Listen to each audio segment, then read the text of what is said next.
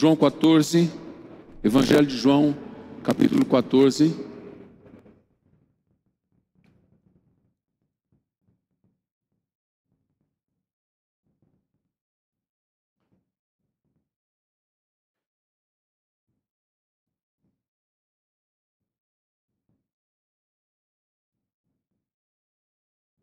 Quero mandar um abraço a todos os que estão no nosso canal no YouTube e no Facebook. Que Deus os abençoe, que esta noite seja uma noite de bênção para vocês também, em nome de Jesus.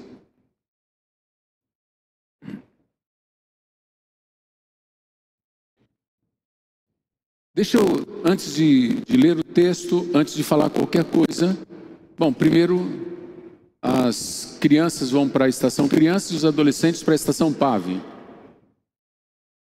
Os adolescentes têm estação PAV hoje? Tem? Então, podem ir.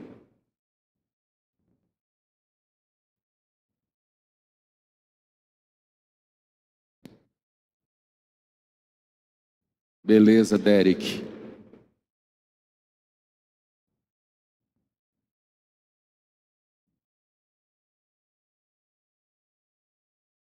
Muito bem. Deixa eu falar com os líderes de corda. Líderes de corda. Bastante atenção. Nesta semana agora, você vai ler o estudo para a sua corda. Por que eu estou pedindo isso? Porque nesta semana, você vai perceber hoje que o sermão é um sermão doutrinário. Ele não é um sermão expositivo, ou um sermão temático, ou uma tessitura, ou outra modalidade de sermão qualquer. Ele é um sermão doutrinário. E uma vez por mês nós teremos sermões doutrinários. E por se tratar de um tema um pouco intrincado, as doutrinas precisam ser explicadas. Eu quero pedir, eu espero que os líderes sejam bons entendedores. Eu quero pedir que você leia o estudo. Não é para pregar em cima do estudo, não tem pregação nas nossas cordas, mas você leia o estudo da semana. Então vai lá no teu WhatsApp, pega o estudo e lê junto com a corda. Depois você faz aquela mesma rotina.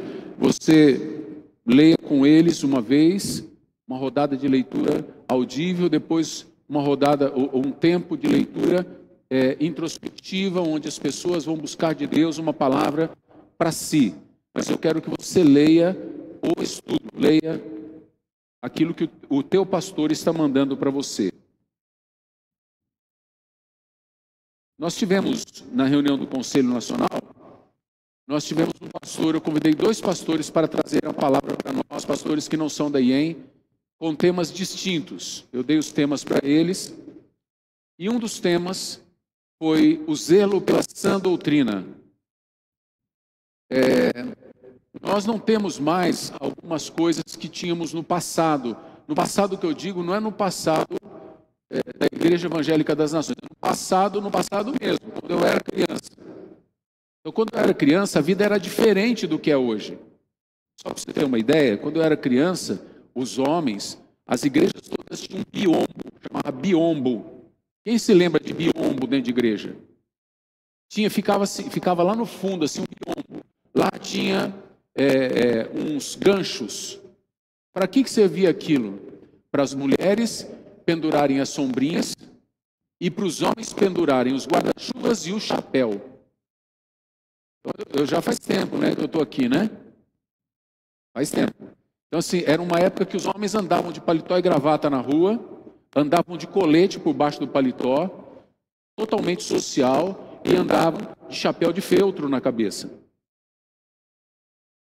Então tinha aqueles biombos. Mulheres não usavam minissaia. Não as mulheres da igreja, mulher nenhuma usava minissaia. As minissaias começaram a aparecer na década de 60, 70.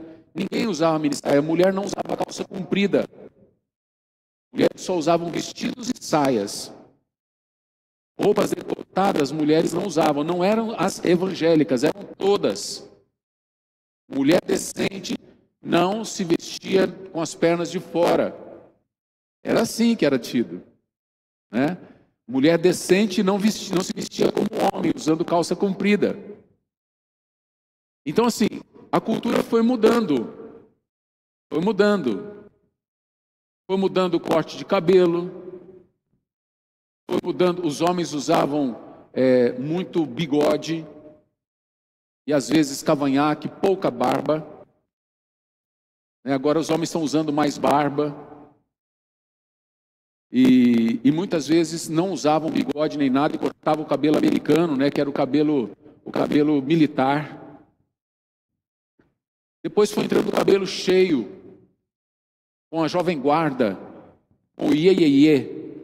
Vocês não sabem nem o que é isso, iê-iê-iê, né? Antes da jovem guarda teve o iê-iê-iê. Era o iê-iê-iê e o larirarai. Larirarai era música sertaneja e o iê-iê-iê era música pop. Aí começou a entrar com Elvis Presley, depois veio Beatles, Rolling Stones e aí veio aquelas bandas doidas e satânicas que veio depois e que tem até hoje algumas por aí.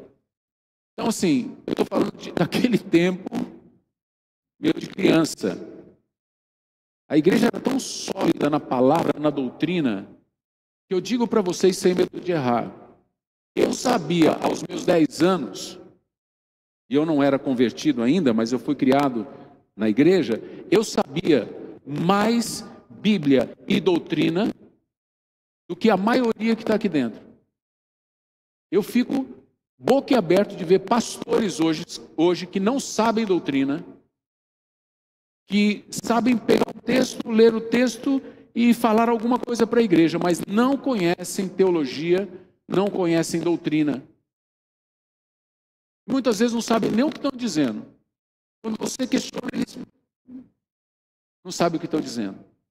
E naquela época, então nós éramos uma sociedade muito diferente, por isso que eu estou falando isso, éramos uma sociedade muito diferente, as mulheres pouco trabalhavam fora de casa, então as crianças todas eram cuidadas pelas mães, não tinha esse negócio de babá, babysitter, essas coisas não existiam, né? Então, as mulheres, poucas delas trabalhavam secularmente. Então, o que acontecia com tudo isso? Havia tempo, hoje não tem mais tempo. Eu lembro que no grupo escolar, meu grupo escolar eram 3 horas de aula por dia. E no segundo ano de grupo escolar eu já sabia ler e escrever. Com 7 anos de idade eu sabia ler e escrever. E não era só eu, eram todas as crianças da minha classe que sabiam ler e escrever. A gente sabia ler e escrever mesmo. Já escreveu uma carta, a gente escrevia. Hoje em dia você vê universitário que não sabe escrever. É triste. E a nossa cartilha era caminho suave. É antigo o negócio. É antigo. Então, naquela época nós tínhamos uma ferramenta chamada escola dominical. E a gente ia para as escolas dominicais, todas as igrejas tinham escola dominical. E a gente ia para a escola dominical aprender. E a gente aprendia a Bíblia mesmo. Histórias bíblicas, a gente aprendia teologia. A gente não sabia que era teologia que a gente estava aprendendo, mas estava aprendendo as doutrinas da palavra. E a gente ia, eram competições e competições, aquilo mexia com a igreja, lotava, empinhocava de gente. Mas com o tempo começaram a esvaziar as escolas dominicais. As pessoas queriam uma comida mais rápida. E chegamos no tempo em que os crentes não leem mais Bíblia. E vamos chegar num tempo que vai ser difícil encontrar um crente. Então nós precisamos relembrar as doutrinas. Se eu perguntasse para você, você é trinitário, você é triunitário ou você é unitarista? Você nem sabe do que eu estou falando. Quantos sabem do que eu estou falando? Levanta a mão. Então hoje nós vamos falar sobre a Trindade. A Igreja Evangélica das Nações é trinitária. Ela crê em Deus Pai, Filho e Espírito Santo. Amém? Então, todo mês nós teremos um sermão doutrinário. Hoje nós vamos falar sobre a Trindade. E isso é muito importante para a sua fé, para o seu balizamento de fé. é onde você ancora a sua crença. Quais são os fundamentos da sua crença? É muito importante. Então, uma vez por mês, nós vamos ter um sermão doutrinário. E neste sermão, no dia que tiver na semana que tiver o sermão doutrinário, domingo é o primeiro dia da semana, para quem não sabe, por isso que amanhã é chamado de segunda, porque domingo é o primeiro dia e sábado foi o último dia da semana passada. Domingo é o primeiro dia dessa semana agora. Então, domingo, nós começamos uma semana e essa semana que segue o sermão doutrinário, os líderes devem ler o estudo. É que eu trago nessa folha aqui. Nessa folha eu repasso para um dos nossos pastores, que faz as correções e envia para aquele que faz toda a arte e coloca isso aqui na arte que você recebe no teu WhatsApp. E é importante que você, quando pegar o seu estudo no WhatsApp, por isso que é importante você estar na corda, frequentando a corda. Você recebe no WhatsApp e você... então lê em casa e estude, leia os textos. Isso é muito importante. Vocês que estão aí no canal, reveja o estudo pelo canal do YouTube ou pelo Facebook. Reveja o estudo, o sermão do domingo. Vocês têm, quem não veio ao culto, é lá da sua corda, fala, eu não fui ao culto essa semana. Então, vai lá e assiste o sermão no seu celular ou no seu computador, ok? Ou na sua Smart TV. Agora até isso nós temos, né? A Smart TV que pega a internet e dá para você então buscar lá, buscar YouTube. TV Nações. Hello, TV Nações. É isso?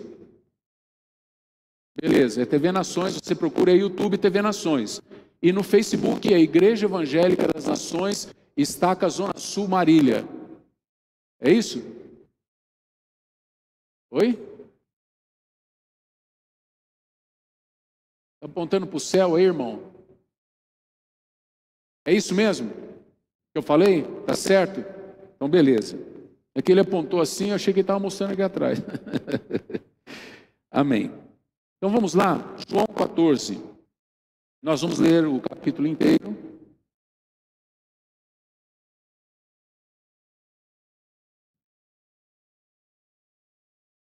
Não dá para esgotar um assunto desse num sermão, tá? Mas eu vou dar uma entrada, vou fazer um estudo com você, para que você tenha a doutrina na sua mente. Mas não dá para esgotar o assunto. Esse assunto é amplo, é vasto, nós precisaríamos vários e vários estudos e ainda ficaria coisa aí para ser conversado, ficariam detalhes aí para ser conversados. João 14. Não se perturbe o vosso coração, creiam em Deus, creiam também em mim. Na casa de meu pai há muitas moradas, se não fosse assim eu vos teria dito, vou preparar-vos lugar. E quando eu for e preparar lugar, voltarei e os levarei para mim, para que vocês estejam onde eu estiver. Vocês conhecem o caminho para onde eu vou. Disse-lhe Tomé, Senhor, não sabemos para onde vais, como então podemos saber o caminho? Jesus respondeu, eu sou o caminho, a verdade e a vida, ninguém vem ao Pai senão por mim. Se vocês realmente me conhecessem, conheceriam também o meu Pai. Já agora vocês o conhecem e o têm visto. Vou repetir essa frase. Já agora vocês o conhecem e o têm visto. Disse Filipe, Senhor, mostra-nos o Pai, isto nos basta. Jesus respondeu, você não me conhece, Filipe, mesmo depois de eu ter estado com você durante tanto tempo, quem me vê o Pai. Como você pode dizer, mostra-nos o Pai? Você não crê que eu estou no Pai e o Pai está em mim? As palavras que eu digo não são apenas minhas, ao contrário, o Pai que vive em mim está realizando a sua obra. Creiam em mim quando digo que estou no Pai e o Pai está em mim, ou pelo menos creiam por causa das mesmas obras. Digo a verdade, aquele que crê em mim fará também as obras que tenho realizado, fará coisas ainda maiores do que essas, porque eu estou indo para o Pai, e eu farei o que vocês pedirem em meu nome, para que o Pai seja glorificado no Filho. O que vocês pedirem em meu nome, eu farei. Se vocês me amam, obedecerão os meus mandamentos, e eu pedirei ao Pai, e Ele dará a vocês outro Consolador, para estar com vocês para sempre, o Espírito da verdade. O mundo não pode recebê-lo, porque não o vê nem o conhece, mas vocês o conhecem, pois ele vive com vocês e estará em vocês. Eu vou ler de novo essa frase. Ele vive com vocês, presente, e estará, futuro, em vocês. Não os deixarei órfãos, voltarei para vocês. Dentro de pouco tempo o mundo não me verá mais, vocês, porém, me verão, porque eu vivo e também vocês viverão. Naquele dia compreenderão que eu estou em meu Pai, vocês em mim, eu em vocês. Eu em vocês. Quem tem os meus mandamentos e lhes obedece, esse é o que me ama. Aquele que me ama será amado por meu Pai, e também eu o amarei e me revelarei a ele. Disse então Judas, não Iscariotes: Senhor, mas por que te revelarás a nós e não ao mundo? Respondeu Jesus: se alguém me ama, obedecerá a minha palavra. Meu Pai o amará, e nós viremos a ele e faremos nele morada. Aquele que não me ama, não obedece às minhas palavras. Estas palavras que vocês estão ouvindo não são minhas, são de meu Pai que me enviou. Tudo isto tenho dito enquanto ainda estou com vocês, mas o Conselheiro, o Espírito Santo, que o Pai enviará em meu nome, ensinará a vocês todas as coisas e fará vocês lembrarem tudo o que eu disse. Deixo-vos a paz, a minha paz vos dou, não vou-la dou como o mundo a dá. Não se turbe o vosso coração e não tenham medo. Vocês me ouviram dizer, vou, mas volto para vocês. Se vocês me amassem, ficariam contentes, porque vou para o Pai, pois o Pai é maior do que eu. Isto eu digo agora, antes que aconteça, para que quando acontecer vocês creiam. Já não falarei muito, pois o príncipe deste mundo está vindo. Ele não tem nenhum direito sobre mim. Todavia, é preciso que o mundo saiba que eu amo o Pai e que faço o que o Pai me ordenou. Levantem-se, vamos daqui. Amém? Senhor, fala ao nosso coração, ministra as nossas vidas e esclarece o nosso entendimento. Nós lhe pedimos em nome de Jesus. Amém, queridos? Muito bem. Há coisas que a palavra ensina que são além da nossa compreensão. Coisas que estão escritas na palavra que nós só vamos entender quando estivermos na presença de Deus. Coisas que não foram reveladas. Elas estão escritas, mas o Espírito Santo não revelou. Está lá em Deuteronômio 29, 29.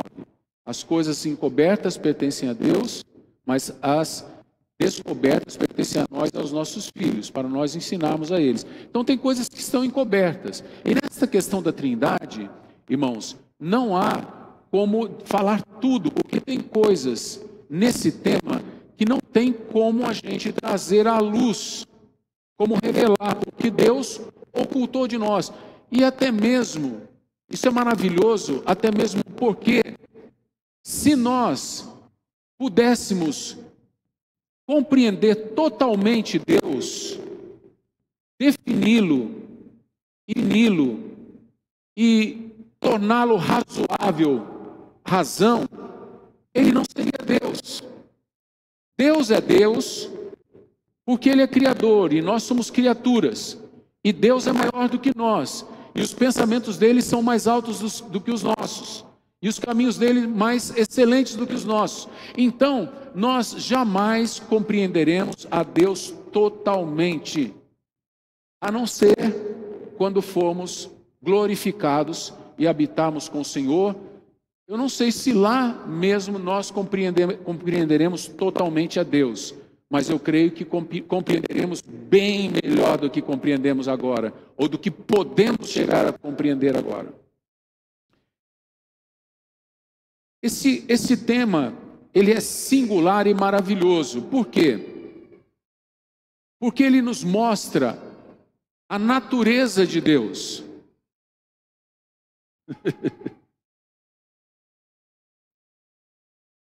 Mãe!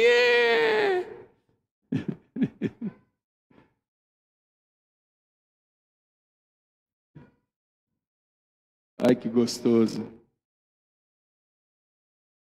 Estava com medo da hora que vem a mãe, é que nem a gente com Deus, né? A gente está chorando a vida e de repente Deus aparece. Acabou tudo, acabou o problema. Deus é suficiente. Deus é maravilhoso. Então, amados, nós precisamos entender que a nossa fé deve ser pautada nas Escrituras. E essa temática da Trindade, ela é muito importante para a âncora da nossa fé, para a base, para o fundamento da nossa fé. E eu queria então aqui elencar 2 princípios sobre a Trindade. A Trindade é 3 em 1. Não é 3 separados, não são 3 deuses, mas é um Deus subsistindo em forma de 3 pessoas. Essa é uma declaração teológica, essa é uma declaração de fundamento. Um Deus subsistindo em 3 pessoas. E esse texto, ele nos esclarece isso de uma forma magistral, de uma forma maravilhosa. Então aqui quando a gente começa a olhar esse texto, a gente vai vendo que Jesus começa a revelar a sua própria natureza, que é divina. E Jesus, então, em determinado momento aqui, no verso de número 6 e 7, ele diz, no 6, ninguém vem ao Pai senão por mim. Primeiro ele fala, eu sou o caminho, a verdade e a vida. Nós vimos com a irmã Sara, que pregou no nosso congresso, ela que é uma linguista, né? Uma hebraicista, ela é dedicada ao estudo do hebraico, ela dizendo que quando a palavra no hebraico para aquela cortina, que chamava a porta, que estava entre o átrio exterior e o átrio interior, essa porta, que na verdade era uma cortina, se chamava caminho. Traduzindo para o português, é caminho. A segunda porta era a porta que dava do átrio interior para o lugar santo. Essa porta, que também era uma cortina, ela era chamada de verdade. E a última cortina, aquela que Deus rasgou com as suas próprias mãos, quando Jesus entrega o seu Espírito, o véu do templo se rasga de alto a baixo, aquela cortina era chamada de vida. E atrás daquela cortina ficava a Arca da Aliança e os querubins, ali um pouco do maná, a vara de Arão que floresceu e as tábuas da lei. E ali dentro Deus se manifestava. Uma vez por ano o sumo sacerdote entrava ali para fazer o sacrifício pelo povo. Então o lugar da presença de Deus era no lugar santíssimo. Onde Deus se manifestava era no lugar santíssimo. Só o sumo sacerdote entrava lá, primeiro tendo feito o sacrifício por si mesmo, quer dizer, ele fazia um sacrifício para se limpar dos seus pecados e depois ele entrava. Então ali havia a manifestação do Santíssimo. Agora Jesus está dizendo, eu sou a porta, caminho, a porta verdade e a porta vida, e ninguém vem ao Pai senão por mim. É como ele está falando de dentro do lugar santíssimo, e ele está evocando para si a posição de Pai. Ninguém vem ao Pai. E ele então revela isso. Eu sou, aquelas portas todas sou eu. Se você não passar por ela, se você não entrar lá de fora, para o átrio interior, para o lugar santo, para o lugar santíssimo, você não vai chegar no Pai. E ninguém pode vir ao Pai. Ninguém vem ao Pai, senão por mim. Eu sou as portas e eu sou o Pai. É isso que ele está dizendo no versículo de número 6. Aí, no 7, ele diz: se vocês realmente me conhecessem, conheceriam também o meu Pai. Já agora vocês o conhecem e o têm visto. Vocês estão vendo o Pai. Vocês o conhecem e o têm visto. Filipe entra em crise. Verso número 8. Filipe diz: Senhor, então mostra-nos o Pai. Nós podemos ver Ele, então mostra-nos Ele. Isso nos basta. Mas vamos ficar com as últimas duas afirmações de Jesus. Vocês o conhecem e o têm visto. Aí então no verso 9 ele diz: você não me conhece, Filipe? Ele falou: vocês conhecem o Pai. Filipe falou: mas mostra, você não me conhece? Verso 9. Mesmo depois de eu ter estado com vocês durante tanto tempo, quem me vê, vê o Pai. Como você pode dizer: mostra-nos o Pai? Você não crê que eu estou no Pai e o Pai está em mim? Quando nós olhamos para João, volta algumas páginas aí, João 10, 30. Esse texto hoje eu não lembrava de manhã de jeito nenhum. João 10, 30. É uma frase só. Jesus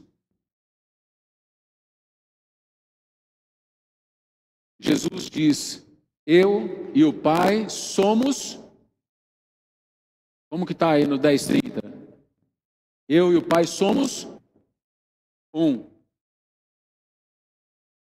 Percebe então que aqui nós vemos duas pessoas da Trindade, o Pai e o Filho, e eles são a mesma pessoa, eles são o mesmo Deus.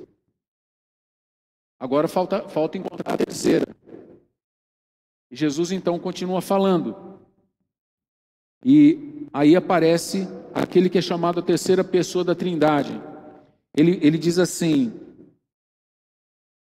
verso 15, ele diz: se vocês me amam, obedeçam os meus mandamentos, e eu pedirei ao Pai, e Ele dará a vocês outro conselheiro, outro consolador, para estar com vocês para sempre. Quem é este? Vírgula, o Espírito da verdade. Ora, quem é a verdade? Eu sou o caminho, não é isso que nós lemos lá? Verso 6, eu sou o caminho, a verdade. Agora ele está falando que ele vai mandar o Espírito da verdade. Quem é a verdade? Jesus. O Espírito da verdade, portanto, é o Espírito de Jesus. O Espírito da verdade. O mundo não pode recebê-lo, porque não o vê nem o conhece. Mas vocês o conhecem, pois ele vive com vocês. Quem vive com vocês? O Espírito da verdade. Quem é a verdade? Jesus. Ele estava vivendo com os discípulos ali. Portanto, o Espírito da verdade estava ali. E ele então diz: ele vive com vocês, mas estará em vocês. Então presta atenção, ele está vivendo mas no futuro ele estará dentro. Ele estará em vocês. E ele continua dizendo: não os deixarei órfãos, voltarei para vocês. Quer dizer, eu vou, mas volto. E aí ele explica esse vou e volto. Dentro de pouco tempo o mundo não me verá mais, eu vou morrer, né? Mas vocês porém me verão. Ele ressuscitou e apareceu para os seus discípulos. Porque eu vivo, vocês também viverão. Então a promessa da vida, Jesus ressuscitando essa promessa da vida, então agora também faz parte dos discípulos. Naquele dia vocês compreenderão que eu estou em meu Pai, vocês em mim e eu em vocês.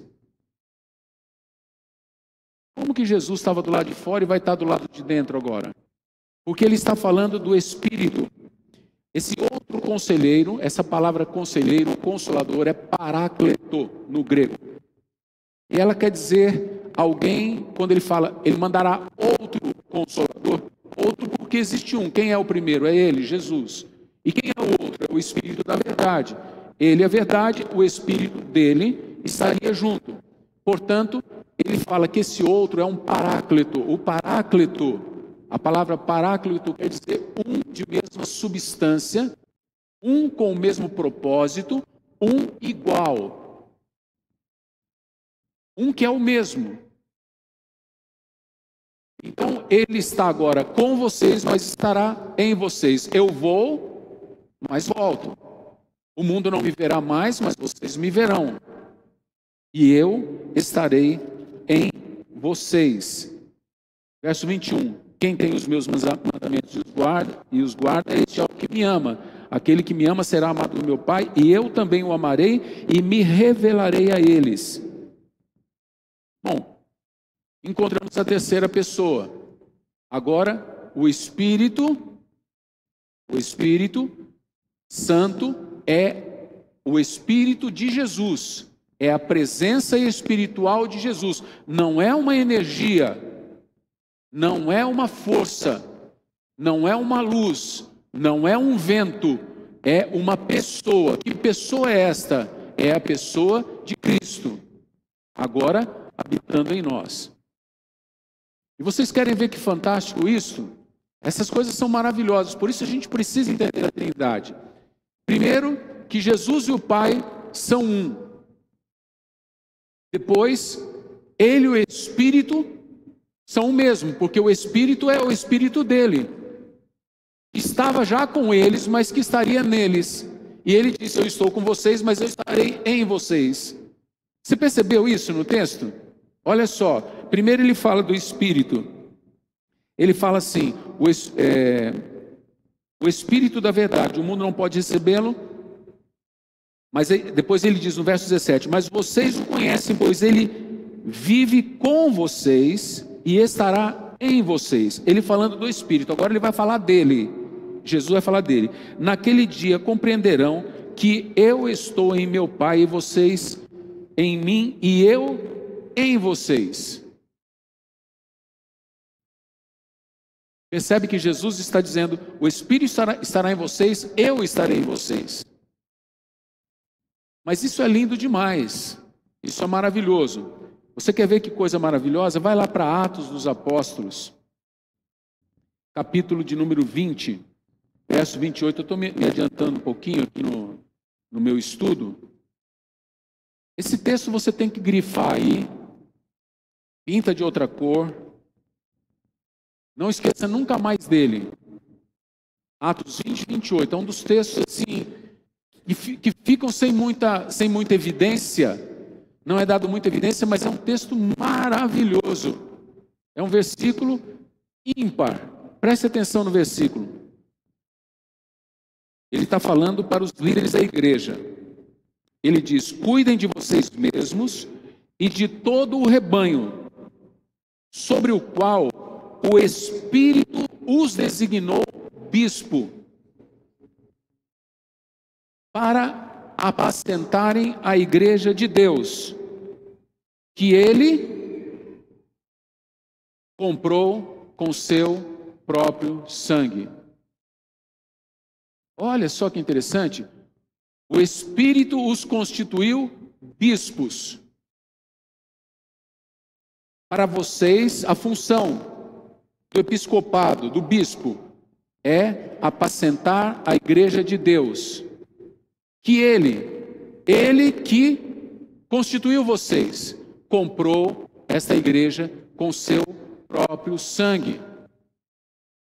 O Espírito comprou você com o sangue dele. Por quê? Porque ele é o Espírito de Jesus Cristo.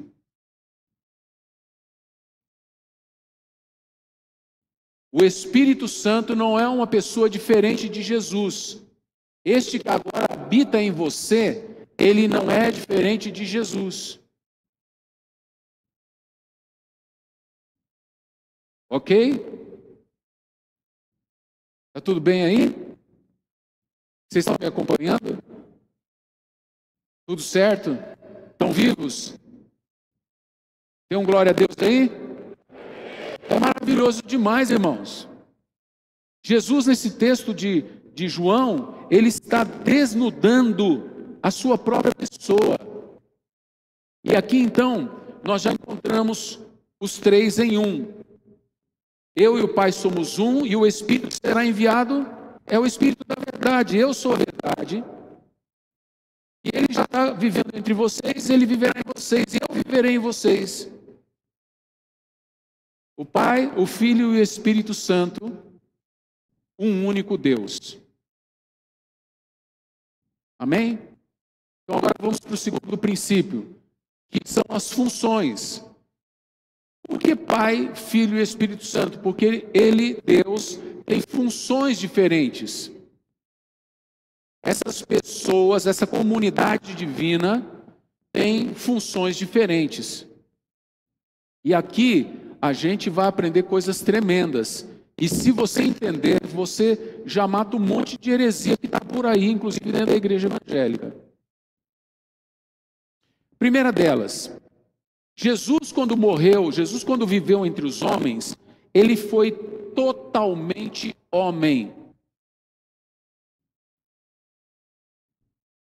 Não esqueça disso. Jesus não era Deus fingindo-se de homem, ou um espectro de Deus, um ectoplasma de Deus. Ele tinha aparência, mas na verdade ele não era. Essa era a doutrina dos gnósticos. Eles acreditavam que Jesus, ele era só uma aparência, que as pessoas viam, conviviam, mas ele não estava de fato lá. Ele não morreu de fato naquela cruz. Os muçulmanos acreditam em Jesus e acreditam que Jesus não morreu na cruz, que aquilo foi uma fantasia, que aquilo foi um teatro de Deus. Você sabia que os muçulmanos acreditam em Jesus e o chamam de Messias e creem que ele vai voltar? Porque na verdade o islamismo é uma construção que o Mohammed ou o Maomé fez, juntando a lei de Moisés e os evangelhos. Ele construiu uma coisa lá e fez esse negócio chamado islamismo, aí, chamado ao Corão islamismo. Eles chamam Jesus de Isa. Agora, a hora que você olha para a palavra, tem algumas coisas que ficam, se você não compreender essas funções, primeiro não compreender que Deus é uma comunidade de três pessoas, mas um só Deus, não sendo três pessoas diferentes, mas sendo um só. É estranho isso, mas é como você, é igualzinho você. Vai lá para Gênesis para você ver. Você também é uma comunidade, e às vezes dá tilt aí nessa comunidade que você é. Vamos lá para Gênesis. Os psicólogos presentes, por favor, aprendam essa parte da teologia, que vai ser muito bom para você com seus clientes lá na sua terapia. Pelo menos eu acho que vai ser, né? Vai ajudar um pouco aí. Muito bem. Quando você vai para Gênesis, capítulo 1, verso 26...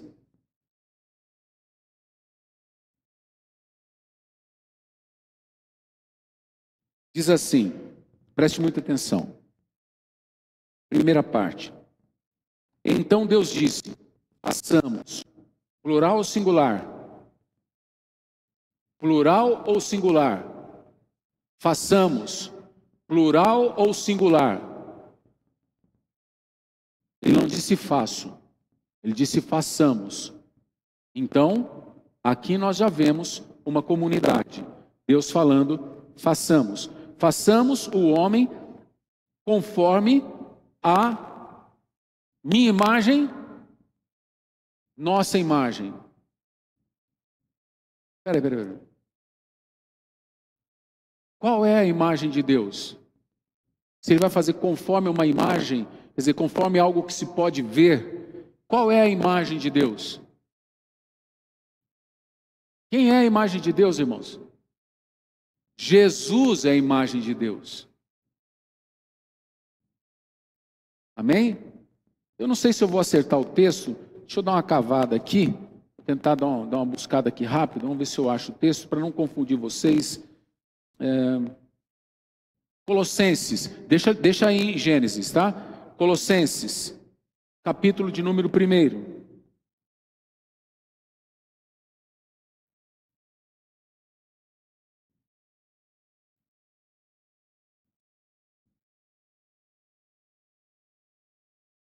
Olha o verso de número 13. Pois ele nos resgatou do domínio das trevas e nos transportou para o reino do seu Filho amado. Filho amado em quem temos a redenção, a saber, o perdão dos nossos pecados. Ele é quem? A imagem do Deus invisível. Tem uma outra tradução que traz, ele é a imagem visível do Deus invisível. Acho que tem uma tradução que traz assim. Tem alguma assim? A sua está assim? Ele é a imagem visível do Deus invisível. Depois eu quero ver essa Bíblia sua, tá? Não vai embora sem me mostrar ela, tá bom? Inclusive, se você tiver uma Bíblia muito antiga, de parente seu, até o pessoal que está na internet está ouvindo, tiver uma Bíblia muito antiga, daquelas assim de 1910, 1900, sabe? Aquelas coisas bem antigas, do seu avô, do seu tio, que você não se importa em desfazer, presentei o seu pastor, eu quero ela, tá bom? Então, ó, ele, Jesus, é a imagem visível do Deus invisível, o primogênito, o primeiro gerado sobre toda a criação, pois nele foram criadas todas as coisas, no céu, na terra, as visíveis e as que não vemos também, as invisíveis, sejam tronos, sejam soberanias, poderes, autoridades, todas as coisas foram criadas por ele e para ele. Ele é antes de todas as coisas, nele tudo subsiste, ele é a cabeça do corpo que é a igreja, ele é o princípio e o primogênito dentre os mortos, para que em tudo tenha supremacia, pois foi do agrado de Deus, a comunidade, eu estou dando esse nome, que nele habitasse toda a plenitude, e por meio dele reconciliasse comigo e consigo todas as coisas, tanto as que estão na terra quanto as que estão nos céus, estabelecendo a paz pelo seu sangue derramado na cruz. Muito bem. Quem é que criou o homem? Deus. Deus, comunidade, Pai, Filho e Espírito Santo. Então ele disse, façamos o homem conforme a nossa imagem. Qual é a imagem? Do Pai e do Espírito. Jesus, ele é a imagem visível do Deus invisível. Quem que nós não conseguimos ver? O Pai e o Espírito. Mas Jesus nos revelou. E ele disse, quem vê a mim, vê o Pai. Quando o Pai, na verdade, eu não sei como isso se dá, a Bíblia não explica, mas em um momento, não sei quando, quem sou eu para explicar a mente de Deus? Deus tem uma imagem, e a imagem de Deus é Jesus Cristo. E Jesus então, atenção, Jesus então passa a existir quando? Quando o Espírito Santo vem sobre Maria. Amém? Amém, irmãos? Não, irmãos, ele já estava lá na criação. Isso é muito importante. Por isso os católicos tropeçam na palavra.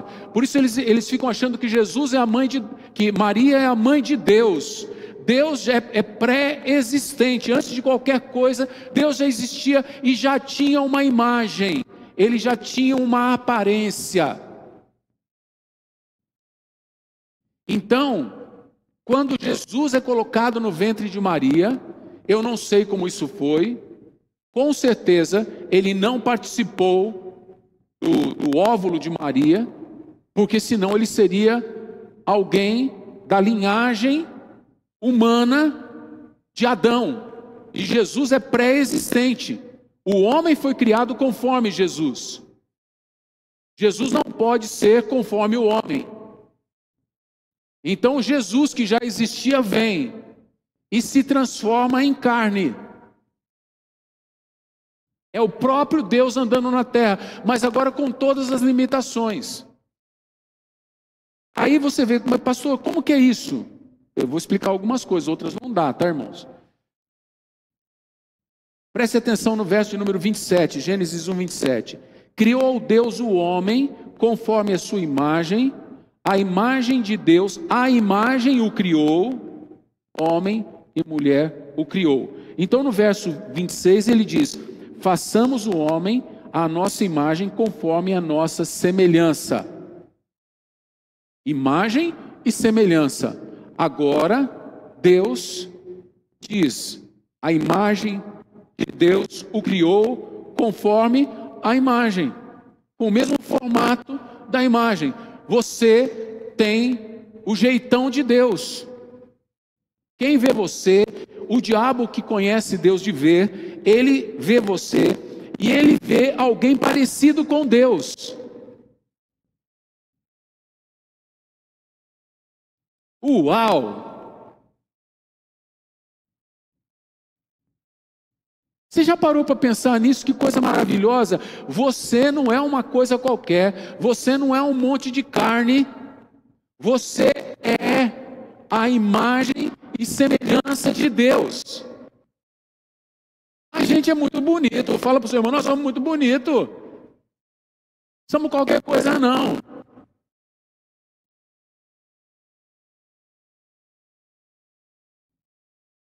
Então, nós fomos criados conforme a imagem e semelhança de Deus, tá? Amém? Até aí, beleza? Agora vai lá para 1 Tessalonicenses 5. Agora pode deixar a Gênesis aí, pode tirar o dedinho daí. Deve estar com cãibra, né, já. Vamos para 1 Tessalonicenses, Novo Testamento. Vai aprender a abrir Bíblia, viu, irmão? 1 Tessalonicenses 5.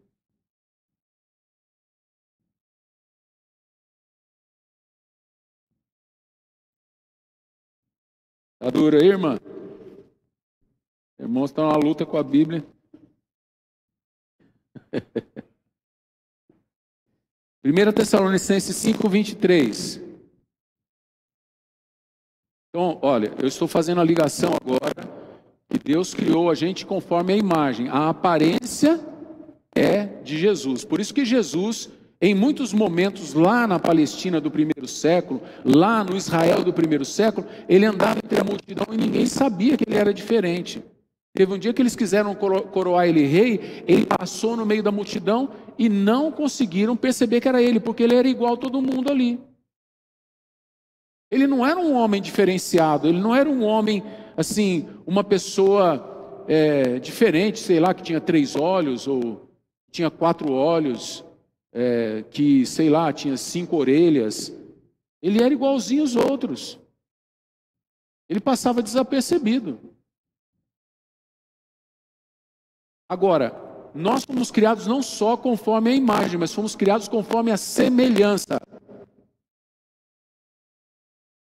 Então, agora vamos ver aí o capítulo 5 de 1 Tessalonicenses. Nós vamos ver o verso de número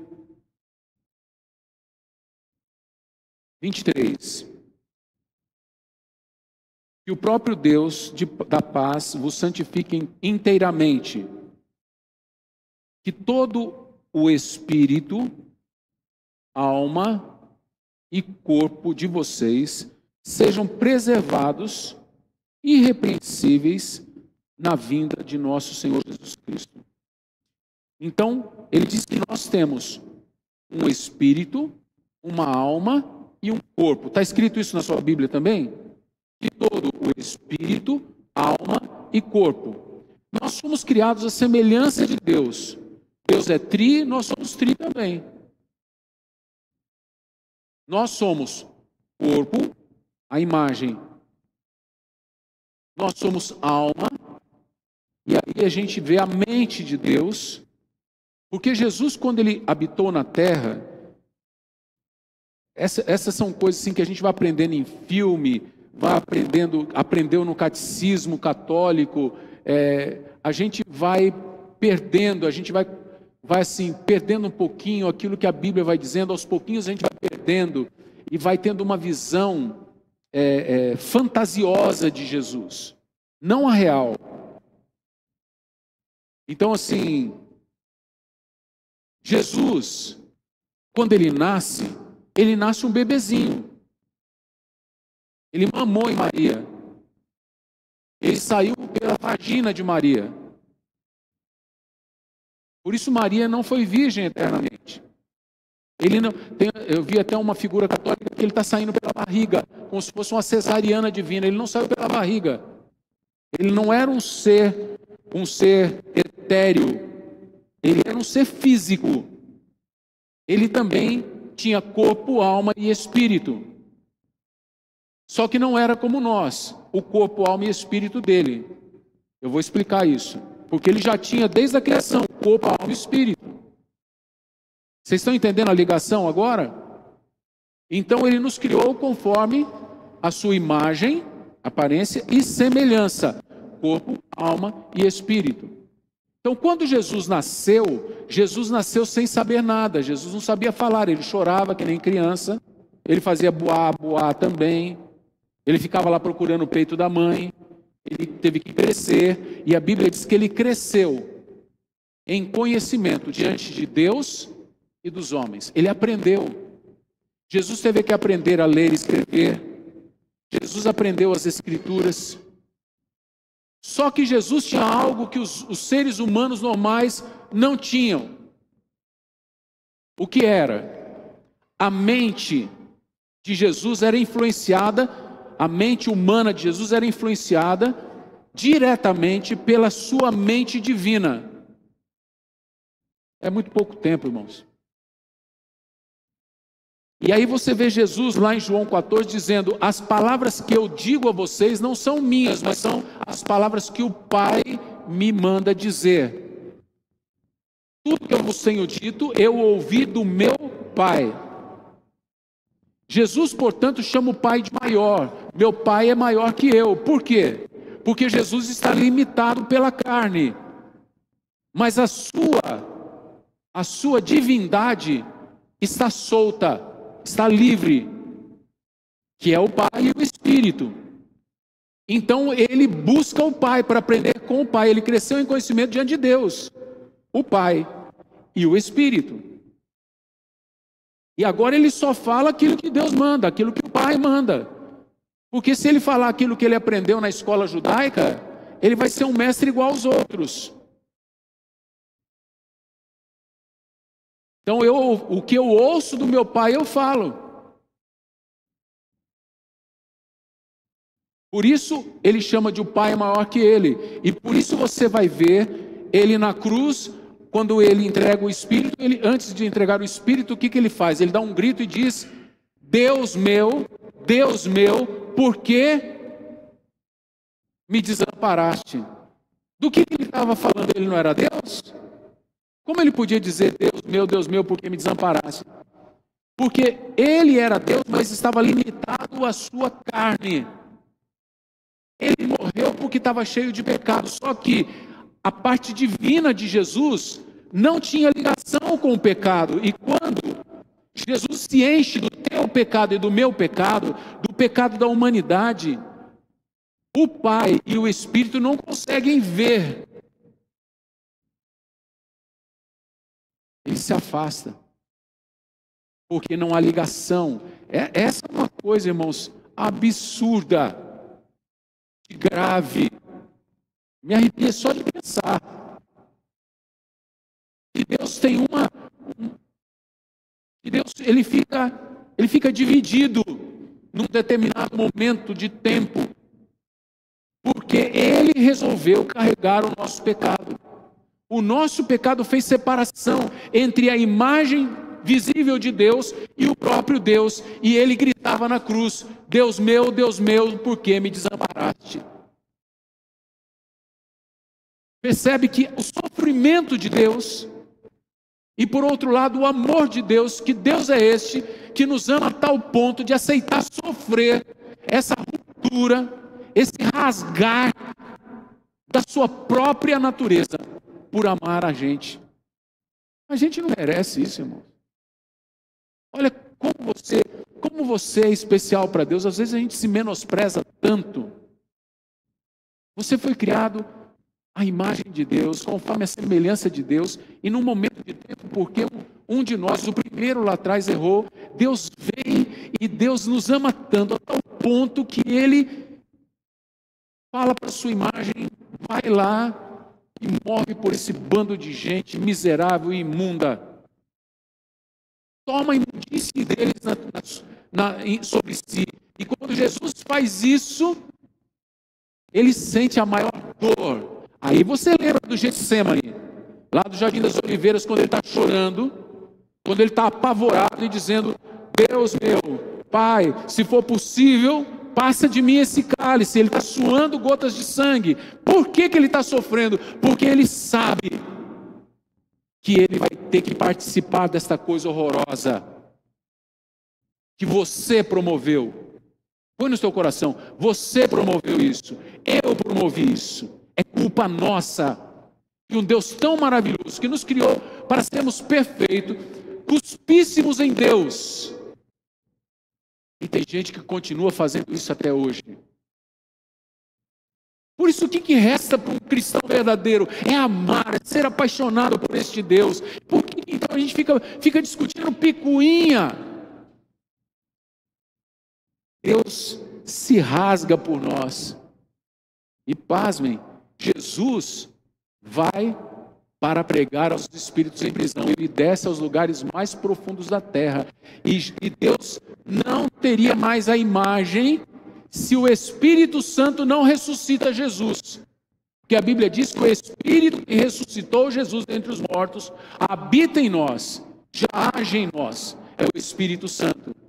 Jesus foi tirado da sepultura pelo Espírito Santo.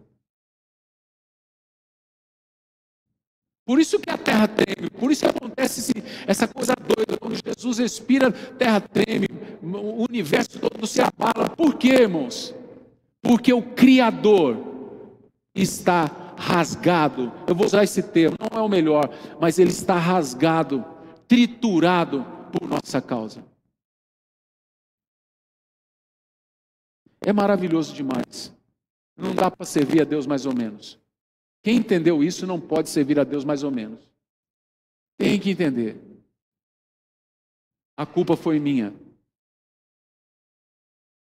Mas louvamos a Deus porque Ele fez isso por amor. E não para nos culpar. Foi para tirar a nossa culpa.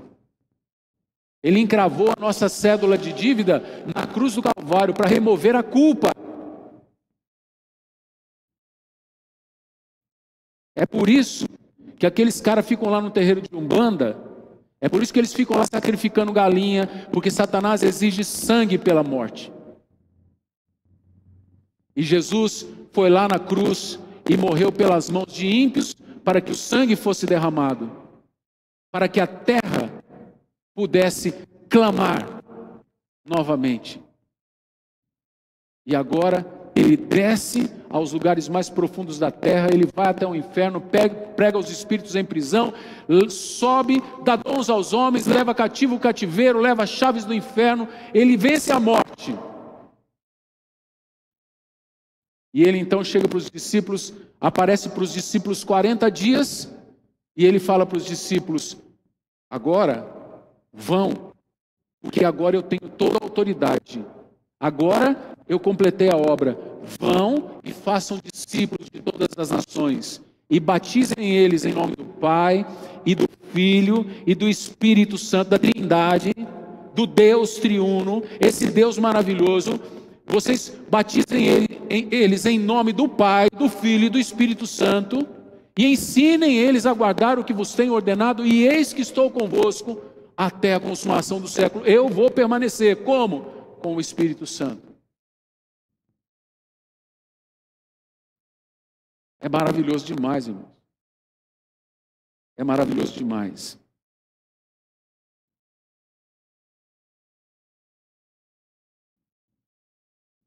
Eu poderia ficar falando disso mais tempo, mas assim como o Pai teve a função de dar para Jesus toda orientação, o Espírito Santo tem a função de nos dar toda orientação.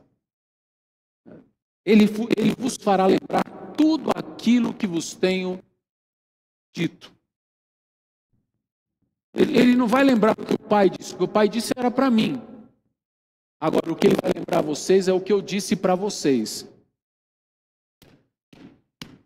Ele vai fazer vocês lembrarem.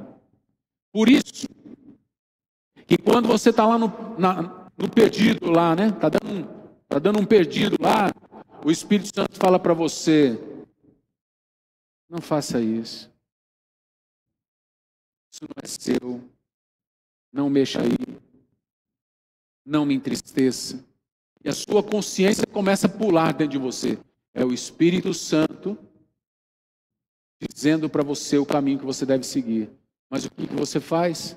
Muitas vezes, você fala para o Espírito, ao contrário de seguir o que Jesus fazia, que era ouvir o que o Espírito falava, você vai e desobedece o Espírito Santo. Isso tem ponto final, viu, gente? Isso tem um momento que acaba. A Bíblia diz que a gente pode chegar num momento que a gente extingue o Espírito Santo dentro de nós. Não extingais o Espírito Santo no qual fostes selados. Porque é o Espírito com o nosso Espírito que testifica que somos filhos de Deus. Se o Espírito Santo não está aí dentro, você não tem o testemunho. E aí então você tinha o seu corpo, com que você se relacionava com as coisas materiais, palpáveis, tangíveis, visíveis, audíveis, e tinha sua mente com a qual você se relacionava com o conhecimento, com as letras, com as emoções. Agora, o teu espírito estava morto dentro de você, separado de Deus. Teu espírito não tinha função. Você foi educado para viver a partir do corpo e da alma. A alma é mente, corpo, psique, né? Aquela palavra lá de Tessalonicenses. É mente, centro das emoções e dos pensamentos. Soma é corpo e pneuma é espírito. Então o teu espírito estava desligado de Deus, estava alijado de Deus. E portanto você tinha, até conhecer Jesus, somente contato com aquilo que é físico e aquilo que é da alma, pensamentos e emoções. Mas você não tinha contato com Deus. E agora, em Cristo, o Espírito Santo vem habitar em você e o teu espírito ressuscita. E você agora pode provar aquilo que Jesus provou. Mas isso você só provará no contexto da missão. Isso é uma conversa para outra hora. Tem muito crente frustrado com Deus. Por quê? Porque não serve para nada. Jesus estava dizendo: o Pai me disse, o Pai mandou fazer isso.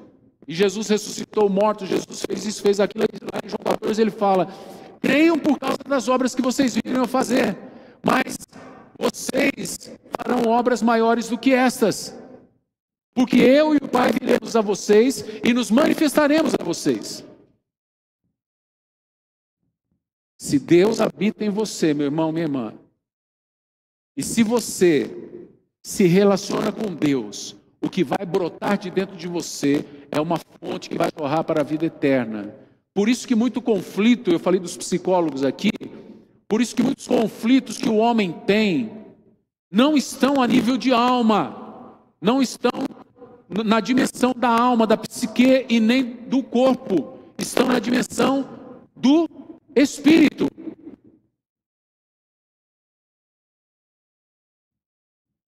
Tem gente que parece que está louco. Tem gente que vai ser diagnosticado, então, com esquizofrenia. Mas ele não é esquizofrênico, ele é endemoniado mesmo. Mas ele uma hora fala uma coisa, outra hora fala outra hora ele age como se fosse outra pessoa. Isso mesmo. Tem esquizofrênicos? Tem. Mas tem muito endemoniado se passando por esquizofrênico.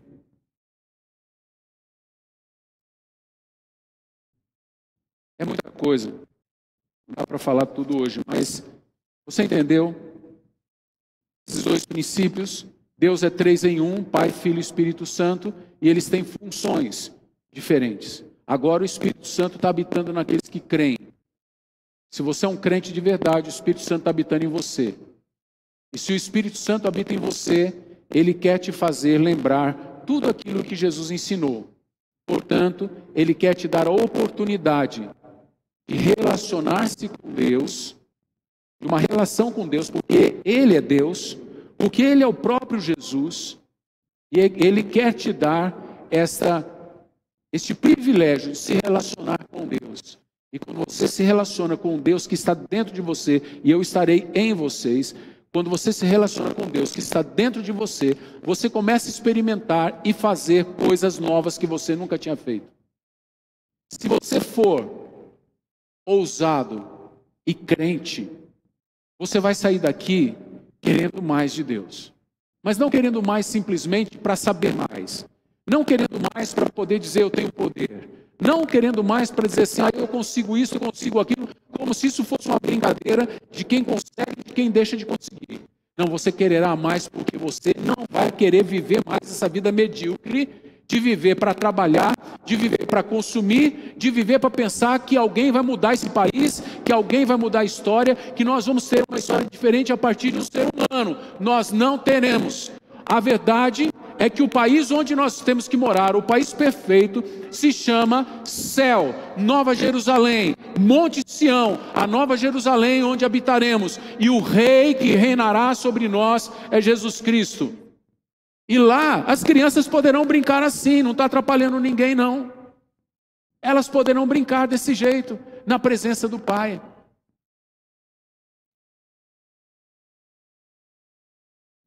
Não para onde você está. Deleita-te no Senhor. Deleita-te no Senhor. E Ele satisfará os desejos do teu coração. Sabe o que quer dizer isso? Tem coisas tão profundas em você que grita dentro de você, que o dinheiro não satisfaz, que a paz não satisfaz, a alegria não satisfaz. Tem outras coisas que são vitais, são do ser, são da vida, estão dentro de você. Eu estou mostrando assim, mas assim, sei lá, é tudo. Deus, quando você se relaciona com Deus, simplesmente você é tomado pelo divino, e simplesmente você não é mais. Você já teve um momento, por exemplo, no louvor, que de repente você está louvando, e de repente você faz assim, você meio que, você estava assim de frente para o púlpito, você está meio de lado, você precisa se recompor. Você já passou por isso? Já? Porque parece que por um instante você desligou-se da realidade. Já passou por isso? Quantos já passaram por isso? Pois saiba que Deus tem coisas maiores, mais profundas e mais intensas, que te farão desejar como criança recém-nascida esse leite genuíno. Você vai querer intensamente, e simplesmente você vai virar um aleluiado, não abobalhado, um aleluiado, glorificando a Deus o tempo todo. O tempo todo. A minha vida é para a glória de Deus. Medita no que você ouviu essa noite. E que Deus clarifique o teu coração, o meu coração. Eu fico pregando para vocês, gente. Eu vou pregando, eu vou falando e vou me deleitando. Sabe, é um negócio tremendo, é maravilhoso. Porque a pregação passa primeiro por mim. A palavra que Deus está dando para vocês passa primeiro por mim. Então assim, eu vou ficando aleluiado. Minha vontade é não parar, porque eu não tenho, o meu desejo é não parar de ouvir. Não é não parar de pregar, é não parar de ouvir. Porque é falando entre vós que vocês vão ser cheios do Espírito Santo. É quando a gente fala um para o outro as coisas de Deus, os cânticos espirituais. Fique em pé. Por favor. Deus querido, eu sei que alguns estão cansados, tiveram uma semana árdua, uma semana, Senhor, com alguns com aflições, outros com enfermidades, mas Deus, que essa palavra fixe no coração deles, e que eles possam, Senhor, ser também abençoados por Ti nesse aspecto, de terem a sua carga, essa carga que oprime, que abate, retirada deles. que eles depositem aos teus pés e que eles vejam o Senhor se movendo em suas vidas. Obrigado, Espírito Santo. Obrigado.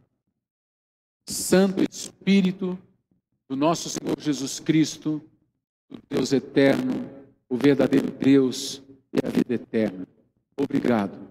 Nós oramos em nome de Jesus. Amém. Seja abençoado. Deus te abençoe em nome de Jesus. E o nome do Senhor seja glorificado, igreja.